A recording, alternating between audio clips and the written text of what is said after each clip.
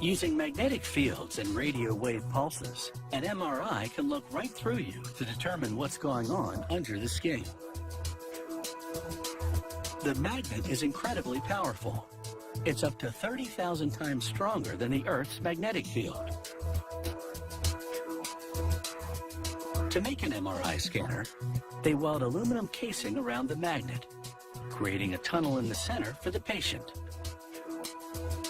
The seams must be extremely tight because the tube will also contain the super cold liquid helium, which will make the magnet so incredibly powerful. Once the welds are complete, they cap the magnet and transfer it to a test chamber. They pump helium gas into the tube and activate a vacuum system that sucks out the air in the chamber. A sensor confirms there are no leaks and the welds are tight. They now construct a second aluminum tube around the magnet. This will act as an insulating shield.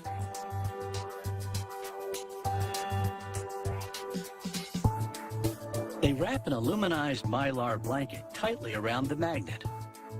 Aluminized mylar was first developed as an insulating material for spacesuits.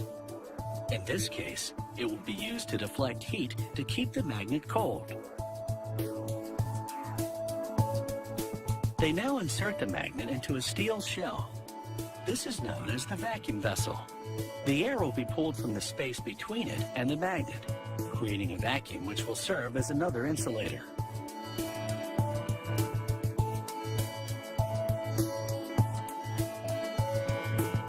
They mask the MRI tunnel with plastic and spray paint the exterior white. The paint will protect the steel from rust. Next, they install a refrigeration unit known as the cold head. The cold head will maintain the helium around the MRI's primary magnet at the incredibly chilly temperature of minus 452 degrees Fahrenheit. This will keep the helium in a liquid state. Without the cold head, significant amounts would vaporize and be lost. They now pump the liquid helium into the magnet. It's one of the coldest things on the planet, and the fill nozzles turn frosty. Exposed to this extreme cold, the magnet loses all electrical resistance and becomes a superconductor, generating intense magnetic fields. With the MRI magnet complete, they move on to the gradient coil, which will control the orientation of the image with electrical pulses. It starts with a fiberglass epoxy tube cut to the correct length. A worker carves grooves in the tube and fills those grooves with epoxy.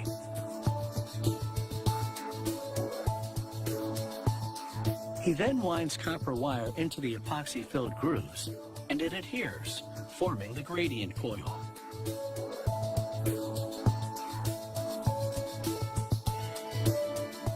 The team slathers epoxy onto the entire tube. The epoxy seals the wire, preventing vibrations of the coil when it's in operation.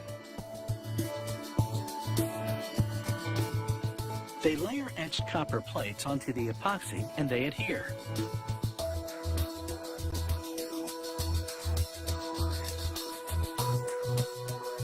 They wrap the coil tightly with Teflon cloth.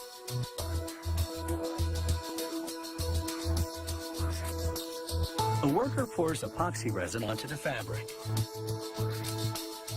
He then winds tubing around the gradient coil, which adheres to the epoxy-coated cloth. These are cooling lines. They'll disperse heat generated by the gradient coil. Another worker now preps the next fiberglass tube. This one is for the MRI's radio frequency coil. There's much more to come before this MRI scanner is ready to provide an inside look at the human body. So stay tuned.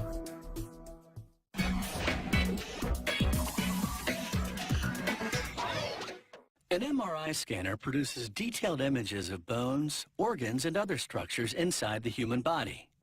It does this by generating a strong magnetic field that causes the body's hydrogen atoms to align and send a signal. The result is a picture that could lead to a diagnosis. Work on the MRI's radio frequency coil is underway. A technician attaches plastic risers and pads to the fiberglass core. The risers and pads will hold the circuitry parts at a uniform level. She applies adhesive-backed strips of copper from one band of risers to the other. These copper strips are the antenna. They'll send and receive signals from the body and relay them to a computer to produce the MRI image.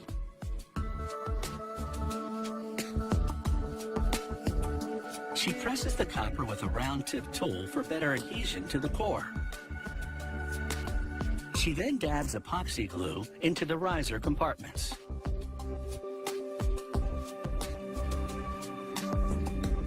She inserts capacitors into the glue-filled compartments. These little capacitors will store energy and change the frequency of the coil to match the magnets. The technician solders the ends of the capacitors to the copper antenna as she builds the circuitry. She transfers numerous high-voltage inductor boards to the pads and screws them in place.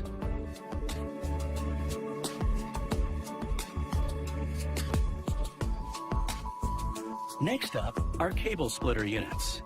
Another technician installs one near an inductor board. She routes some of the cables from the splitter to several of the inductors.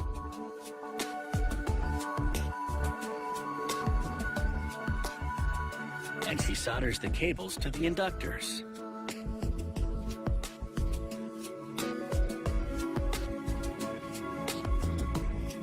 She places a plastic cable track on the side of the radio frequency coil and snakes the main power cable through it. She solders the cable to the antenna.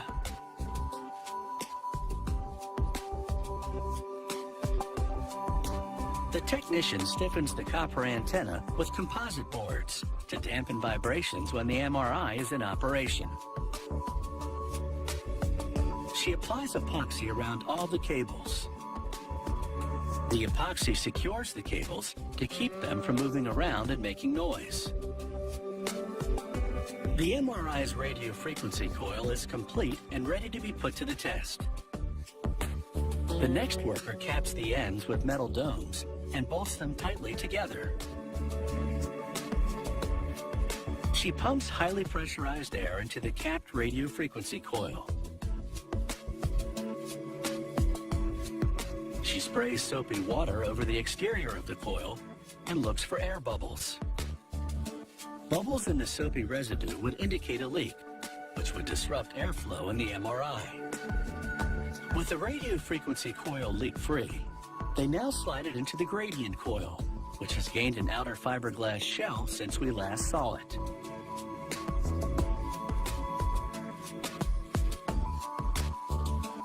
The worker connects exterior tubing to the network of cooling lines inside the gradient coil. With those connections made, they're ready to assemble the coils to the magnet.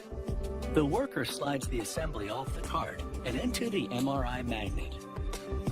He installs a bracket that centers the coils, maintaining a small gap between them and the magnet.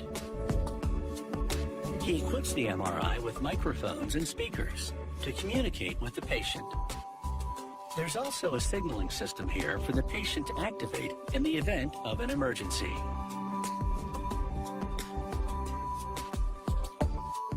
Now for the ultimate test. They energize the magnet and send standard test objects into the MRI. They scan the objects and confirm the picture is clear.